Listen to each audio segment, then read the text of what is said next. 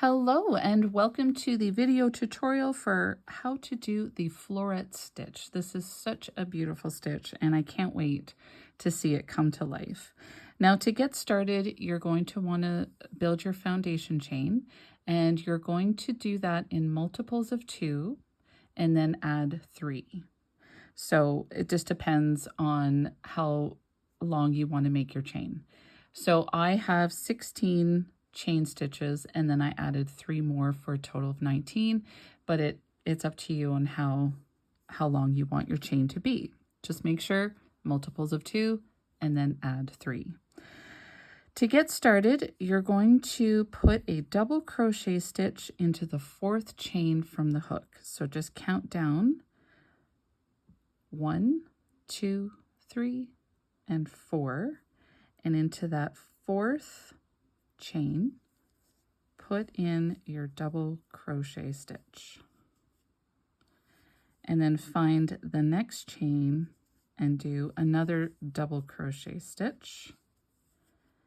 And then you're going to do a double crochet stitch all the way down into each stitch until you get to the end.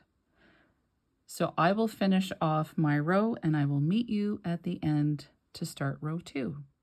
Okay, so I'm just at the last stitch of this chain row and I'm going to put my double crochet stitch in there, and then I'm going to chain 1 and then turn my work. And you should have a nice row of double crochet stitches. Now to start row 2, we're going to do a slip stitch into that first stitch of row 2. So put your hook through and do a slip stitch. And then we're going to do a double crochet into the next stitch. So in stitch number 2, put in a double crochet stitch. Then for stitch number 3, we're going to do a slip stitch. And then into stitch number 4, we're doing a double crochet stitch. Now this is the stitch pattern you're going to follow all the way down. You'll do a slip stitch, double crochet, slip stitch, double crochet, all the way down to the end. So I'm going to work that row and I will meet you at the end. Okay, so I'm at the last stitch and I'm going to be doing a double crochet stitch into that last one. And then you'll want to put a slip stitch into the top of that 3rd chain from the row below. Then you're going to chain 3 stitches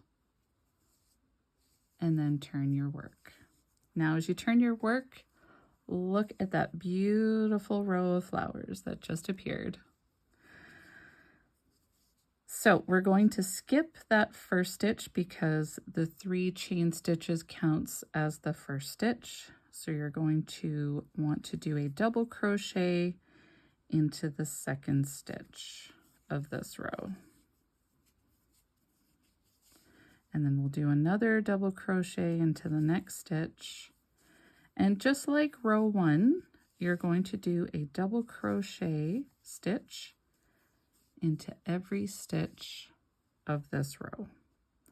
So I will meet you at the end of this row to start row number 4.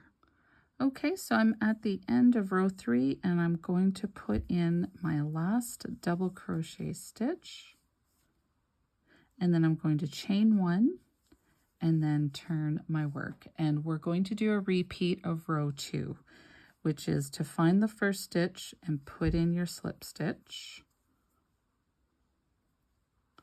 And then do your double crochet into the next stitch.